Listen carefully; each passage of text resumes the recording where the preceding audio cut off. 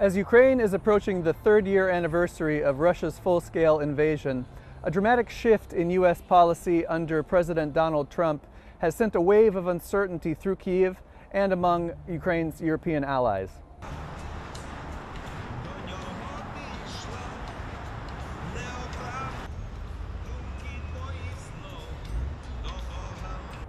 It began on February 12th when Trump had a 90-minute phone call with Russian President Vladimir Putin, where the two agreed to start negotiations on ending the war. This was an abrupt reversal of U.S. policy towards Putin, which had long tried to isolate the Russian leader over his invasion of Ukraine. While Moscow welcomed the move, Kyiv and other leaders in Europe feared that Moscow and Washington would try to negotiate a peace while shutting them out of the negotiations.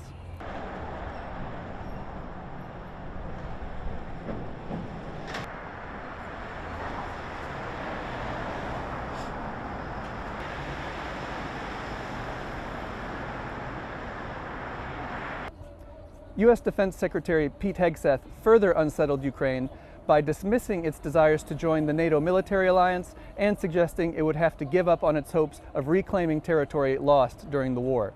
These are all aligned with Moscow's demands.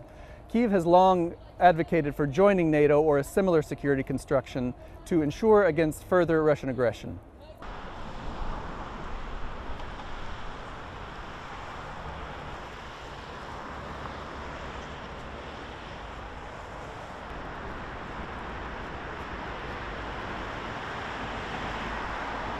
Days later, at the Munich Security Conference in Germany, European leaders sought some clarity from the Trump administration on its approach to Ukraine, but received mixed signals from administration officials, including Vice President J.D. Vance.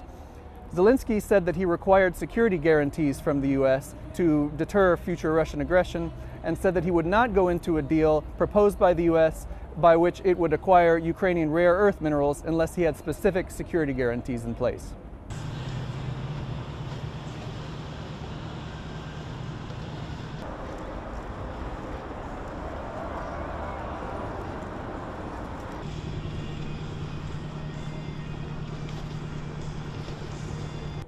On February 18th, U.S. and Russian officials met in the Saudi Arabian capital of Riyadh, but without Ukraine and Europe. Trump blasted Zelensky's complaints that Ukraine had been left out of the negotiations, and later said that Ukraine itself had been responsible for launching the war that has since killed tens of thousands of Ukrainian civilians and soldiers. He also called Zelensky a dictator and said that war-torn Ukraine should hold elections.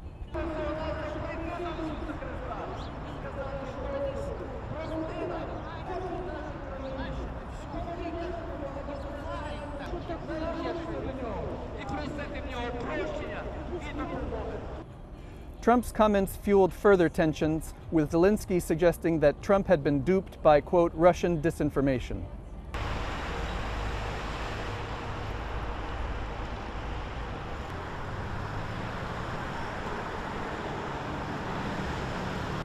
As uncertainty mounted over the Trump administration's approach to the war in Ukraine, Trump's envoy made a visit to Kyiv, but a planned press conference was abruptly canceled at the last minute. As Ukraine approaches the three-year anniversary of the invasion on Monday, Kyiv and other European capitals are left to wonder what to expect in the negotiations going forward and how they'll be able to secure the future of the country.